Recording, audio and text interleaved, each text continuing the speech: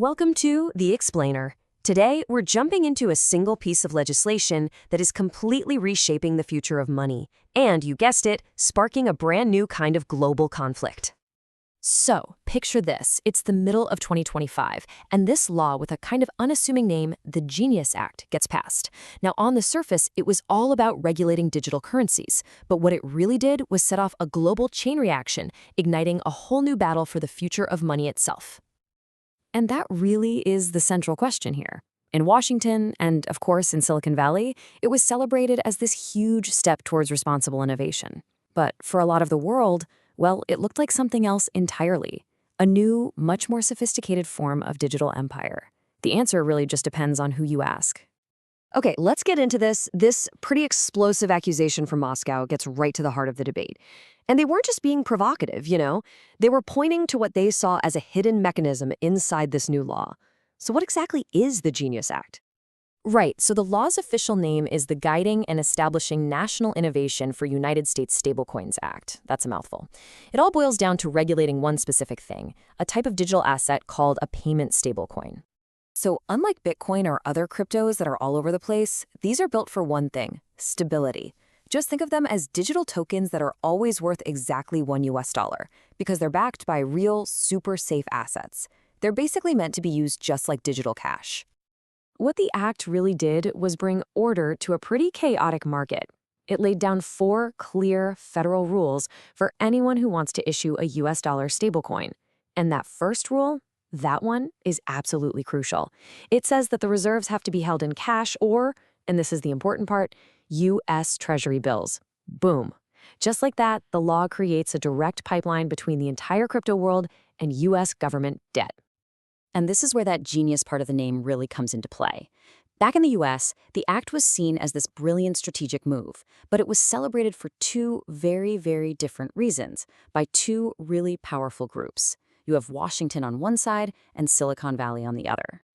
What's so fascinating here is how this one law serves 2 totally different masters. For the US government, it's a digital debt engine.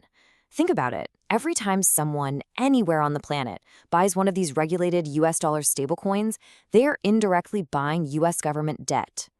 Now for Silicon Valley, the law is a launchpad. That legal clarity was the green light they were waiting for to build the future of finance, unlocking billions in new investment.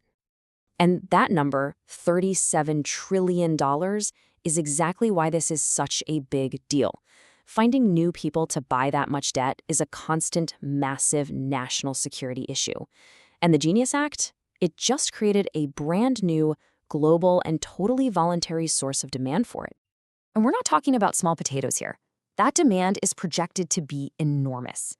As the stablecoin market explodes towards $2 trillion, you're going to have this huge pool of capital that is legally required to buy U.S. treasuries. It's directly financing the government's borrowing. The stakes for literally everyone are just incredibly high. But as you can imagine, outside of the United States, the Genius Act wasn't seen as some great innovation.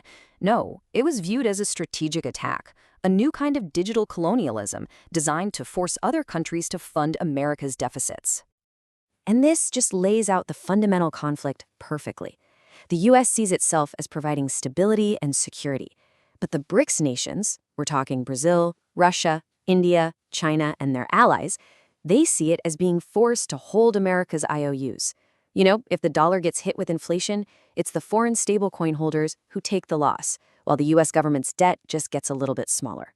It's classic. One side's stability is another side's submission. And look, the BRICS nations aren't just sitting around complaining about it. They are actively building a parallel financial universe. They're fast-tracking plans to trade in their own currencies, building payment systems that completely bypass the U.S.-controlled SWIFT network. That's the system most big banks use to talk to each other. And they're stockpiling gold like there's no tomorrow, because it's a neutral asset that no single country can control. This quote from a key Russian advisor is just so powerful. It perfectly captures that deep-seated fear that the Genius Act isn't just about financial rules. It's a sophisticated new tool designed to extend and preserve American financial power in the digital age. Okay, but to really get how the Genius Act even happened, we have to rewind a bit. We've got to look at the fierce battle that took place inside the U.S. before this law was even written. For over a decade, Wall Street wasn't championing this law. It was fighting tooth and nail against crypto itself. For years, America's biggest banks saw crypto not as an opportunity, but as a direct, existential threat.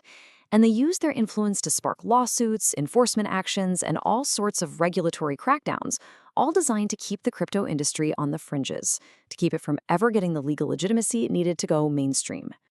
So why were they so scared? Well, the bottom line is they feared becoming irrelevant. Crypto threatened to just bypass them completely. That's called disintermediation. Every single dollar that moved into a stablecoin was a dollar that flew right out of their low-cost deposit base. It was a direct hit on their monopoly over payments, on their entire role as the middlemen of money. And this quote from an insider, wow, it shows you just how seriously they took this threat. So the Genius Act was really a compromise in the end. The banks finally accepted stablecoins, but only under a set of rules that protected them, and crucially, funneled all that capital back into the US system instead of letting it escape. So, where does this global tug of war leave us? Did the Genius Act just give the US dollar a new digital life, locking in its dominance for another generation? Or is it just speeding up a great rebalancing that was happening anyway?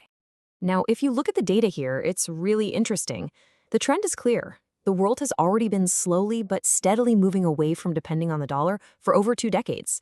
Central banks are diversifying their reserves. So you can see the Genius Act as this big strategic play to stop that trend, maybe even reverse it by making the digital dollar the safest and easiest asset to use in the new economy. But here's a wild thought. Some economists actually argue that a less dominant dollar might be a good thing for America. Letting go of that burden of being the world's reserve currency could let the U.S. focus on its own economy, on bringing industry back home. It would be a shift from power based on a currency monopoly to power based on pure technological leadership. Ultimately, the Genius Act may have put the digital dollar into law, but the global reaction shows that this fight is far, far from over. As the entire world's financial system gets rewritten in lines of code, this old question comes roaring back with a new kind of urgency. Who really holds the power? The people who issue the money or the billions of people who choose to believe in it? Thanks for joining us for this explainer.